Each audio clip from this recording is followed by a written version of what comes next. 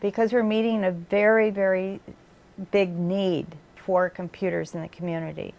We have schools that are desperate for technology and don't have funding.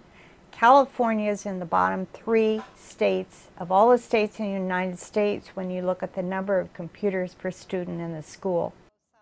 Back in 1991, with the foresighted vision of a former teacher, real estate broker, and businesswoman, Pat Furr recognized the critical need for computers in the classroom and did something about it.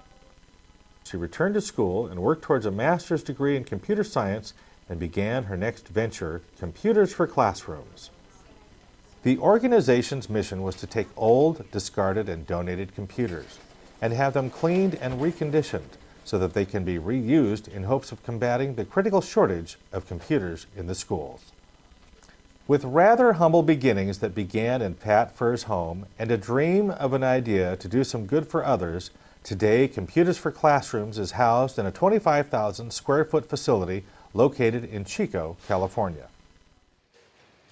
Set up as a not-for-profit organization in 2002, Computers for Classrooms, along with its dedicated staff and trained volunteers, are equipped to receive all donated desk computers, monitors, and laptops, in addition to printers, faxes, office machines, and just about anything else that can be fixed, refurbished, and most importantly, reused. Their policy is that they take everything and nothing goes to the landfill.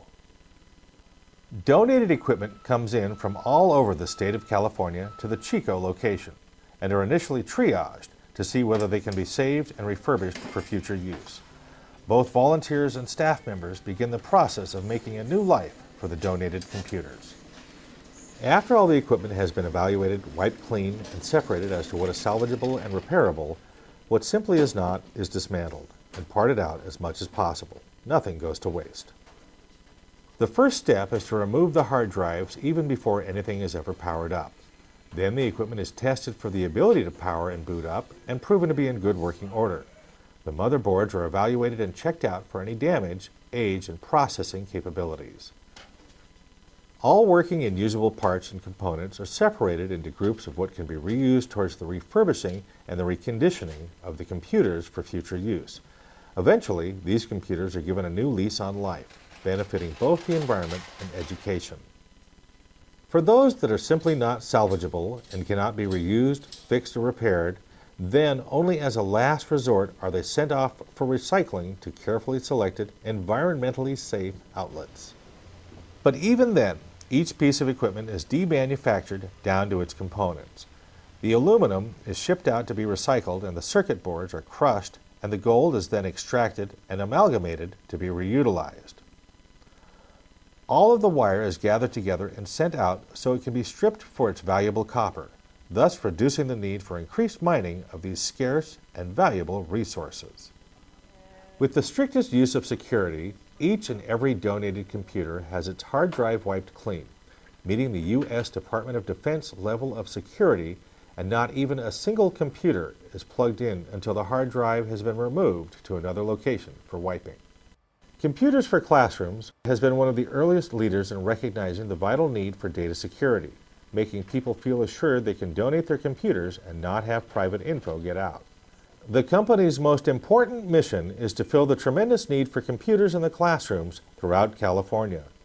In today's economy, schools simply cannot afford to buy all of the necessary equipment, hardware, and software to meet the tremendous need for the substantial use of computer technology and internet learning in today's educational environment. Throughout this kind of program, the schools get high-quality computers that run state-of-the-art software to help further our students' education, as well as increase their technological skills, because this is the world we live in.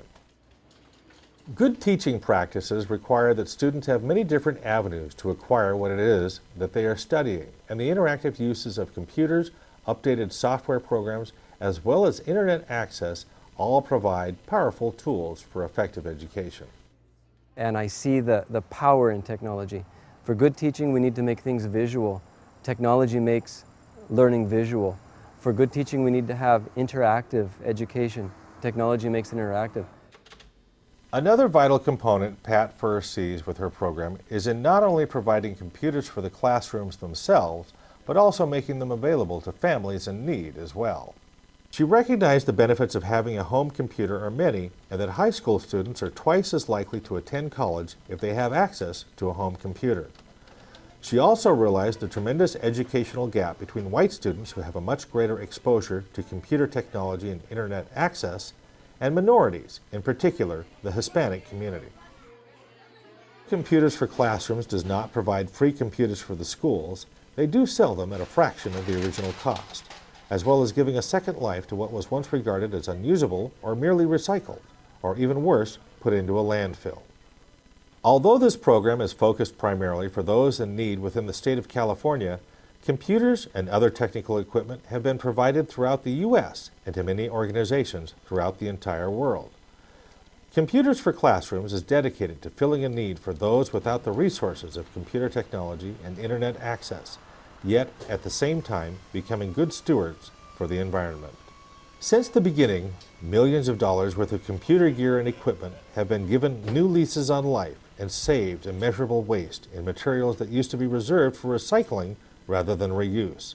And this program is geared to benefit both education and the environment.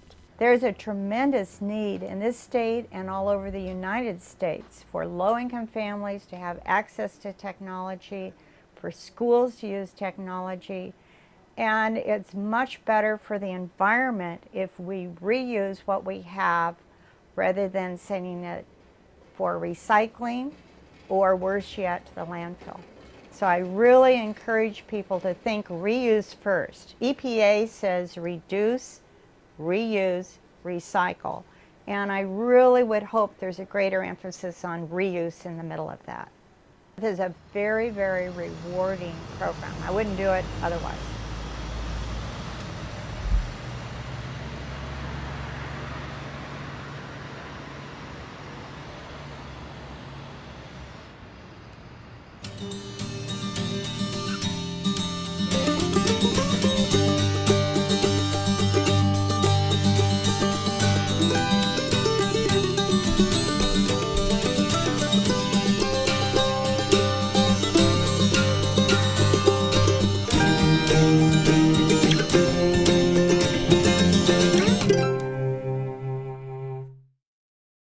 The Northern Rural Training and Employment Consortium and the Workforce Innovation and Regional Economic Development provide support for information technology, agribusiness, agritech, advanced manufacturing, healthcare, as well as the encouragement and development of renewable energy entrepreneurs.